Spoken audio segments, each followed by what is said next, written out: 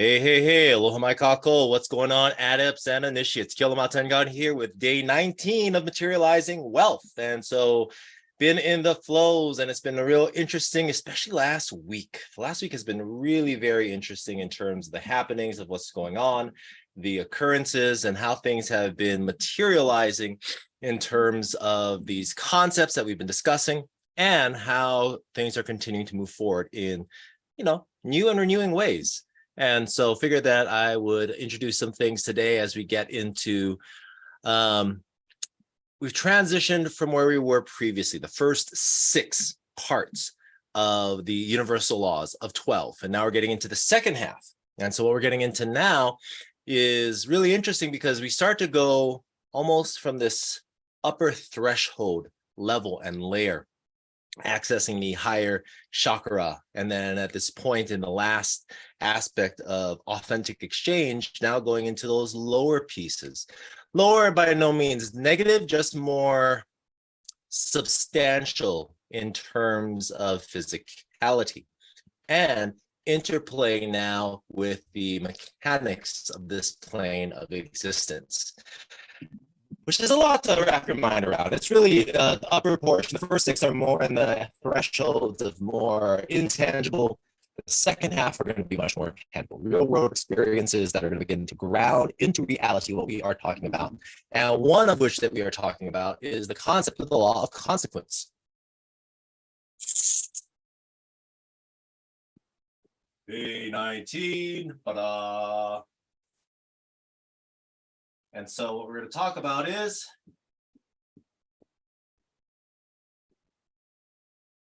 this concept of the law of consequence. Now, we often hear about that in terms of every action has a equal and opposite reaction. This is not that. This is instead talking about the concept of cause and effect. Yet this is sort of the multi-dimensional twist on this. We're going to actually spend the next 3 days on this part and talking further about this piece. So when we talk about that, generally speaking, our idea around is that there's going to be a cause and there's going to be an effect. That something happens and then something else happens because of that happening, right? If I am thirsty, that could be a cause that could then lead to the action being a matter of getting a drink of water. I could then get a drink of water, and that could then go into a place of starting to rehydrate my body, right? I get rehydrated as a cause, then I may need to go urinate as an effect, right? So they all kind of break down. And interestingly enough, what we tend to look at it is very linear, that this cause affects this effect, right? Now, the thing about that is it's not, especially now, it is not that straightforward. When we talk about the law of consequence, it's not just a matter of what's happening in a linear fashion. Indeed, what we're actually beginning to see is non-linear materialization. So doing one thing and having a very unexpected and potentially completely unanticipated consequence. And what is ending up happening is that the cause is not necessarily as we see it. Often we think of the cause and effect as something that's, again, it's more tangible, right? We're in that more tangible section. However, the thing about it is that that's not always the case. When we start to really talk about the dynamic of manifestation, again, just as a recap, the field of information that has been generated by a thought, an impulse, an emotion, and how that then comes into material reality, right? When we talk about this, it gets to be really interesting because then we think about a part of it being, right?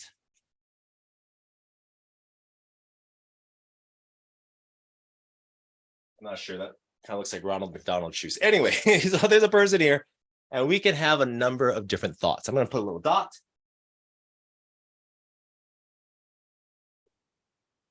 And these can just all be thoughts, sensations, emotions, perhaps a feeling of wanting to get a cookie.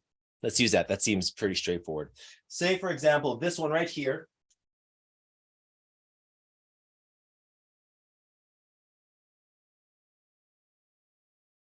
That's a morphogenetic field, by the way. It's kind of a quick one. Any case, we're talking about a field of manifestation, impulse and thought, and say that thought or that sensation or that emotion is hunger. That thought is I want a cookie. Now, when we look at this in terms of specific cause and effect, one of the things that we come into is, well, if I want a cookie, then I better go out and buy a cookie, get a cookie, ask for a cookie. There's an action, a tangible something that I can do to then make this a material reality. What I'm talking about today is not necessarily that. When I talk about the law of consequence, what I'm identifying is that this field of manifestation that exists can actually, when I pour enough energy and emotion into it, can materialize on its own. This is often what we call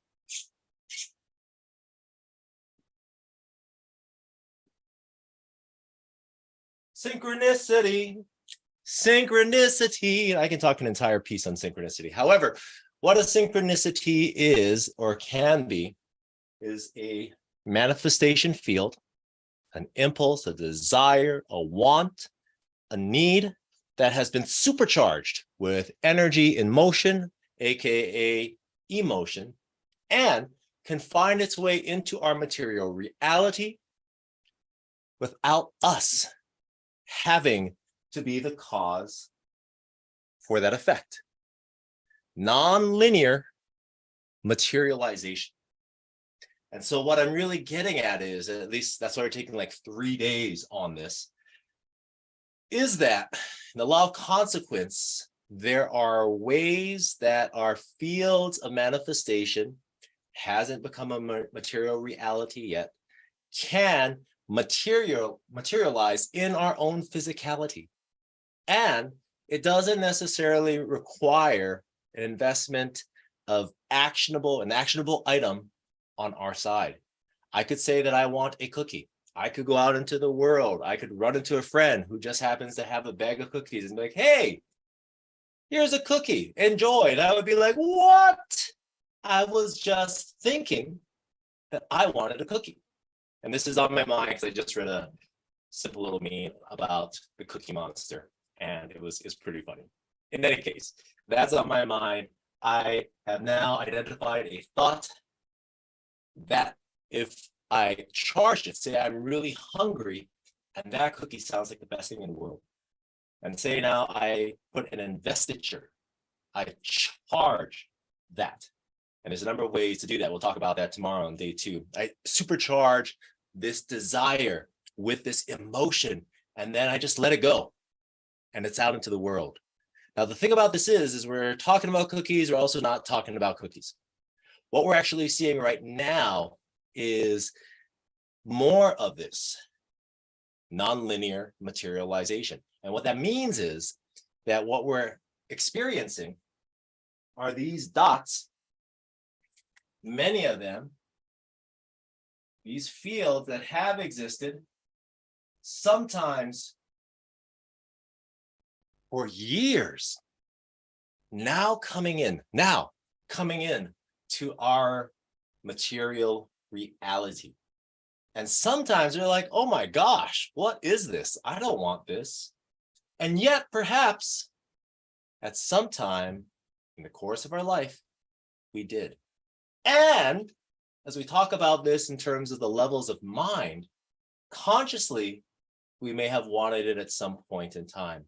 Subconsciously, which is why it's really important to do, our due diligence, to do the work, the openness, the shadow work as well, we can find that something that we didn't know, like deep subconsciously, we wanted something. And then it starts to come into our material reality.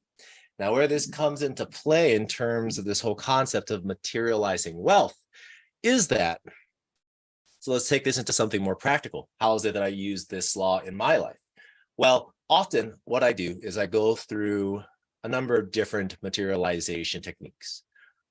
Love letter to myself, or really a letter as if everything that I've wanted has happened, and I list all of it out and express emotion and supercharge these phrases with emotion, then I just kind of let it go. I don't think about it. In fact, I open up, I leave it to source. I leave it to the universe. I leave it knowing that it's not necessarily in my hands alone. That my part, a big part of my part, is to dream, is to wonder, and is to imagine what can be. Now, when you look at it from this perspective, then for many people, this can be a little difficult because we like to, be very action oriented. We like to do stuff. We like to, have control over circumstances and situations. And so we feel many times a little helpless. And that can be a little scary. What is it that I can do? I must do something. What I'm saying is a big part of the actual doing can simply be a matter of being. And indeed, I would say that this is something that can actually work heavily in our favor by simply being.